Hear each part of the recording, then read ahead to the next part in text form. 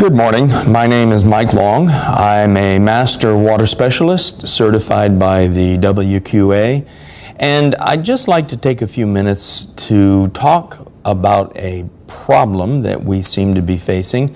And the problem is quite simple. There are many people who are claiming that alkaline water has all sort of reported miracle benefits, cures, solutions to all sorts of problems.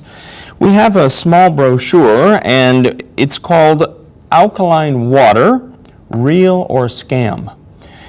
One of the things that I would like to do is point out that I've been a water specialist for more than 30 years, and I'm quite familiar with how water works within the human body, how physiology behaves when it comes in contact with water. And let me point out it's important that the foods we eat are mostly alkaline. But remember, water is not food. So where do we start? Well, I don't want to be too lengthy, so let me make a very few simple points. I'll quote, and you can look on the brochure, but I'll quote a Singapore gastroenterologist, a Dr. Y, and Dr. Y says there's no need to drink alkaline water. If we open this up, you'll find another quotation from Dr. Andrew Weil, also a medical doctor, and he's a little bit more blunt. He said that the health claims for water ionizers and for alkaline water are bogus. That simply means they're fraudulent, they're not true. When you think about alkalinity and acidity, naturally people assume that the alkaline is better, the acidity is worse. But think about something like orange juice. Orange juice is highly acidic when compared to a neutral pH. In fact, it's up to 10,000 times more acidic than, say, a glass of purified water. But in the body, the orange juice absolutely does no harm. You can drink orange juice all day long, and the acidity of the orange juice has no meaning to the pH of the body or the bloodstream.